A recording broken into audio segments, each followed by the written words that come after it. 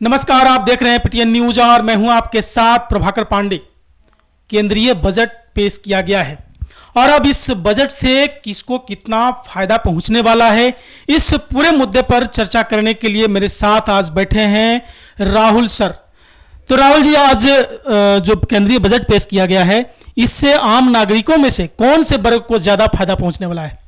प्रभाकर, देखिए, सबसे पहले जो बजट पेश हुआ है ना, उसकी बारीकियों को देखते हैं अगर, तो निर्मला सीतारमण जी ने बहुत बड़ा फैसला लिया है और इन्होंने सीधे सीधे मिडिल क्लास को टारगेट किया है और उनको इतनी बड़ी राहत दी है, कह सकते हैं कि केंद्र सरकार ने मिडिल क्लास के लिए खजाना खोल दिया है।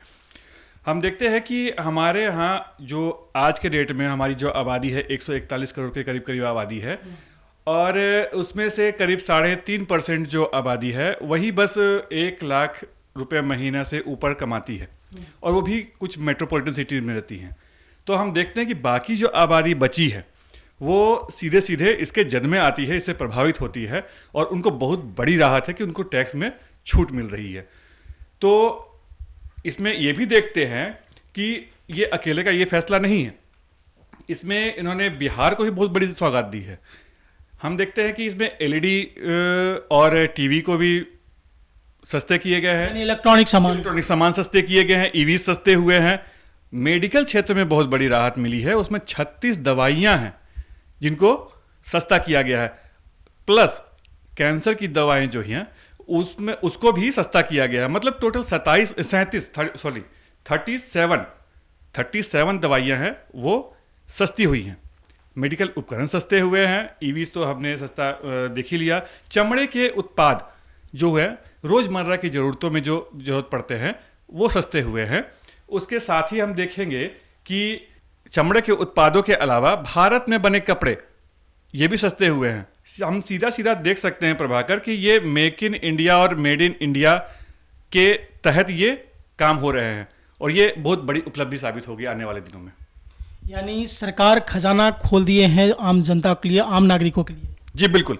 हम देखते हैं, अगर आप कुछ दिनों पहले से अगर देखते हैं, कुछ सालों पहले से, तो 2005 में जो स्लैब था वो 1 लाख रुपए का था, उसके ऊपर का सारे लोग टैक्स में आ रहे थे।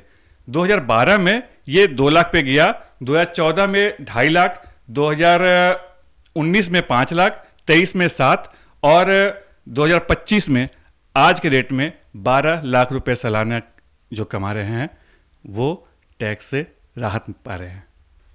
तो इतनी बड़ी जो बजट पेश किए हैं केंद्र सरकार, तो मैं ये पूछना चाहता हूं कि इससे एनडीए को कितना फायदा होने वाला, चूंकि आने वाला जो चुनाव है वो उत्तर प्रदेश में, बंगाल में और तमिलनाडु में है, तो आप इस पर क्या कहते हैं?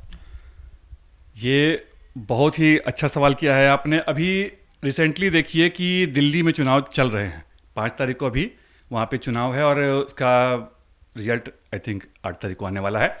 तो 8 फरवरी को उसका परिणाम आ जाएगा, 5 तारीख को वोटिंग होनी है।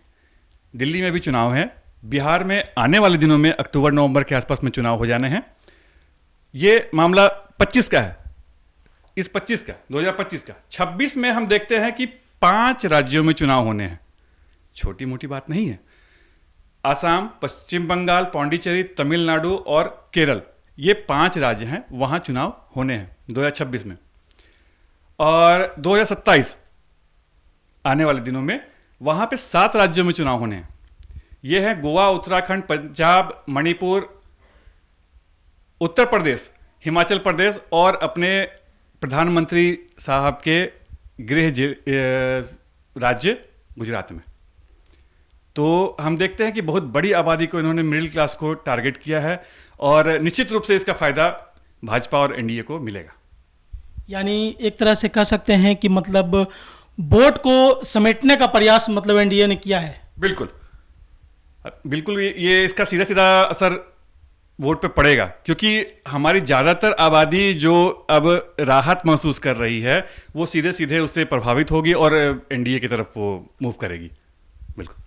तो आप सुन रहे थे, इस केंद्रीय बजट से आम लोगों में जो वर्ग है मध्यम वर्गीय, इनको ज़्यादा फायदा होने वाला है।